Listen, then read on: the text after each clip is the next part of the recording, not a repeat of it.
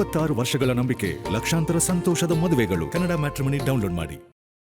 ಕರಾವಳಿ ಸಿನಿಮಾದ trailer release ವೇಳೆ ಅಂದರೆ ಪ್ರಜ್ವಲ್ ದೇವರಾಜ್ ಅವರ ಅಭಿಮಾನಿಗಳು ಒಂದಿಷ್ಟು ಆಕ್ರೋಶವನ್ನು ಹೊರಹಾಕಿದ್ರು. ಸೊ ಗುರುದತ್ ಗಾಣಿಕ್ ಅವರು ನಮ್ಮ ಜೊತೆ ಇದ್ದಾರೆ, ಕರಾವಳಿ ಸಿನಿಮಾದ ನಿರ್ದೇಶಕರು ಹಾಗೆ ನಿರ್ಮಾಪಕರು. ಹಾಗೆ ಪ್ರವೀಣ್ ಶೆಟ್ಟರು ಕೂಡ ಇದ್ದರು. ಸೊ ಅಂದರೆ ಗಲಾಟೆ ವೇಳೆಯಲ್ಲಿ ಅಭಿಮಾನಿಗಳನ್ನು ಸಮಾಧಾನ ಪಡಿಸುವಂಥ ಕೆಲಸ ಕೂಡ ಮಾಡಿದ್ರು. ಅವ್ರನ್ನೇ ಮಾತಾಡ್ತಾರೆ. ಸರ್, ಈಗ ಪ್ರಮುಖವಾಗಿ ಈ ರೀತಿಯ ಗೊಂದಲಕ್ಕೆ ಎಲ್ಲೋ ಒಂದು ಕಡೆ ಅನಿಸುತ್ತೆ ಪ್ರಚಾರದ ಗಿಮಿಕ್ ಉದ್ದೇಶಪೂರ್ವಕವಾಗಿ ಆಗಿದ್ದಾರೆ ಅನ್ನೋದು, ಅದಕ್ಕೆ ಅಷ್ಟು ಪ್ರಶ್ನೆ ಕೊಡೋದಾದ್ರೆ ಖಂಡಿತವಾಗ್ಲೂ ಈ ಥರ ಪ್ರಚಾರ ಮಾಡಿ ಗಿಮಿಕ್ ಮಾಡಿ ಸಿನಿಮಾನ ಫೇಮಸ್ ಮಾಡುವ ಇಂಟೆನ್ಷನ್ ನನಗಂತೂ ಇಲ್ಲ.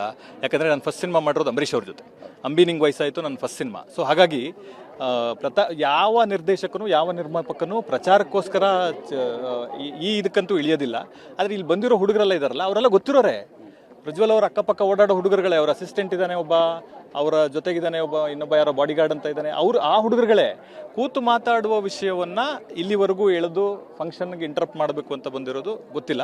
ಕೂತು ಪರಿಹಾರ ಮಾಡ್ಕೋಬೋದಾಗಿತ್ತು ಅಂತ ನನ್ನ ಇಂಟೆನ್ಷನ್. ಸರ್, ಈಗ ನೀವು ಕೂಡ ಅಂದರೆ ಈ ಸಂದರ್ಭದಲ್ಲಿ ಇದ್ರಿ, ನಿಮಗೆ ಈ ಘಟನೆ ಹೇಗೆ ಅನ್ನಿಸ್ತು? ಅಂದರೆ ಎಲ್ಲೋ ಕನ್ನಡ ಸಿನಿಮಾ ಈ ರೀತಿಯ ಸಂದರ್ಭದಲ್ಲಿ ಈ ರೀತಿ ಪ್ರಚಾರ ಆಗುವಂಥದ್ದು ಎಷ್ಟು ಸರಿ ಅನಿಸುತ್ತೆ? ನಾನು ಮೊದಲನೇದಾಗಿ ಕನ್ನಡ ಹೋರಾಟಗಾರ, ಚಿತ್ರ ನಿರ್ಮಾಪಕ, ಆಮೇಲೆ ಕನ್ನಡ ಚಿತ್ರವನ್ನು ಎತ್ತರಕ್ಕೆ ಬೆಳೆಸಬೇಕನ್ನುವಂಥದ್ದು ಒಂದು ಆಸೆಯನ್ನು ಇಟ್ಕೊಂಡಂಥವನು.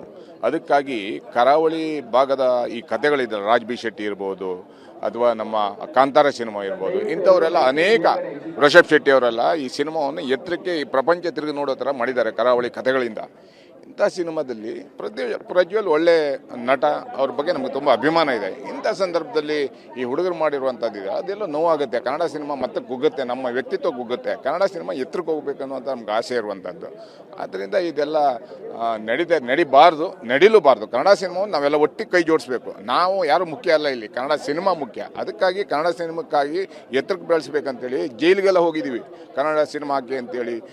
ಧೂಮ್ ಚಿತ್ರ ಬಂದವ, ಥಿಯೇಟರ್ ಗ್ಲಾಸ್, ಅಭಿನಯ ಥಿಯೇಟ್ರಲ್ಲಿ ಗ್ಲಾಸ್ ಎಲ್ಲ ಹೊಡೆದು 8 ದಿನ ಜೈಲಲ್ಲೆಲ್ಲ ಇದ್ದೀವಿ. ಕೈಗಳೆಲ್ಲ ಉಗುರೆಲ್ಲ ಕಟ್ ಮಾಡ್ಕೊಂಡಿದ್ದಾರೆ ಹುಡುಗರು. ಕನ್ನಡ ಸಿನಿಮಾಕ್ಕಾಗಿ ಹಗಲು ರಾತ್ರಿ ದುಡಿತೀವಿ. ಇಂಥ ಸಂದರ್ಭದಲ್ಲಿ ಇದೊಂಥರ ನನಗೆ ಮುಜುಗರ ಆಯಿತು, ಮತ್ತು ಬೇಜಾರಾಯಿತು. ಒಬ್ಬ ನಿರ್ದೇಶಕ ಬಂಡವಾಳ ಹಾಕಿರ್ತಾನಲ್ಲ, ದುಡ್ಡು ಎಲ್ಲಿಂದ ಸಾಲ ಮಾಡಿ ತಂದಿರ್ತಾನೆ, ಸಿನಿಮಾ ಬಿಡುಗಡೆಯಾಗಿ ದುಡ್ಡು ಬರೋ ತನಕ ಅವನಿಗೆ ಎಷ್ಟು ಒಡಲ ಉರಿ ಇದೆ ಅಂತೇಳಿ ಗೊತ್ತಾಗುತ್ತೆ. ಕಂಬಳ ಅಂದರೆ ಬರೀ ಸಿನಿಮಾ ಅಲ್ಲ ರೀ, ಅದೊಂದು ದೈವಿ ಶಕ್ತಿ. ಅದನ್ನ ಆ ಕಂಬಳ ಸ್ಟಾರ್ಟ್ ಮಾಡಬೇಕಾದ್ರೆ 100 ವರ್ಷಗಳ ಇತಿಹಾಸ ಇದೆ.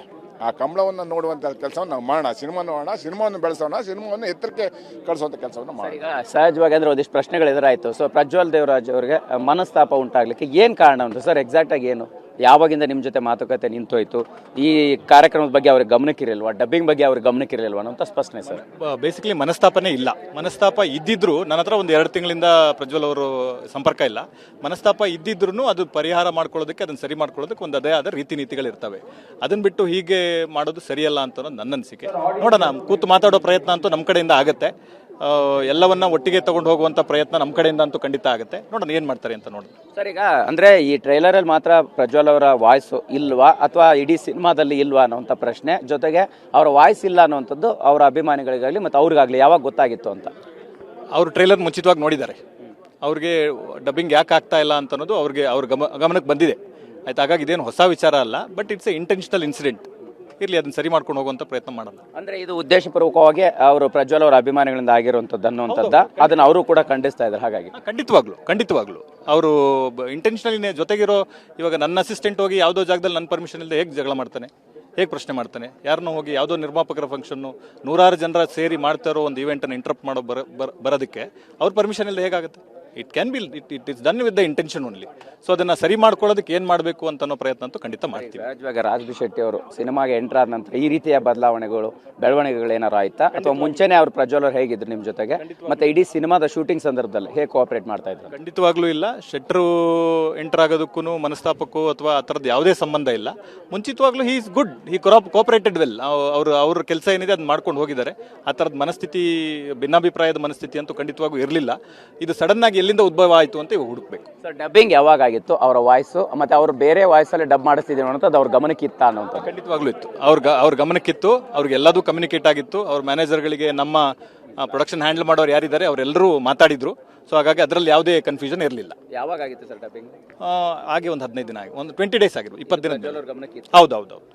ಕಾರ್ಯಕ್ರಮಕ್ಕೆ ಇನ್ವೈಟ್ ಮಾಡಿದ್ರ? ಹೌದು, ಬರ್ತೀನಿ ಅಂತಾನು ಹೇಳಿದ್ರು. ನಮ್ಮ ಫ್ಯಾನ್ಸ್ ಎಲ್ಲ ಒಂದು 50-100 ಜನ ಬರಬೇಕು ಅಂತ ಅವ್ರಿಗೆ ಪಾಸು ತಗೊಂಡಿದ್ರು. ಅವರು ಕಮ್ಯುನಿಕೇಟು ಮಾಡಿದ್ರು. ಬೆಳಿಗ್ಗೆ 10 ಗಂಟೆಗೆ ಬರ್ತೀವಿ ಅಂತಾನು ಹೇಳಿದ್ರು, ಆದರೆ ಬರಲಿಲ್ಲ.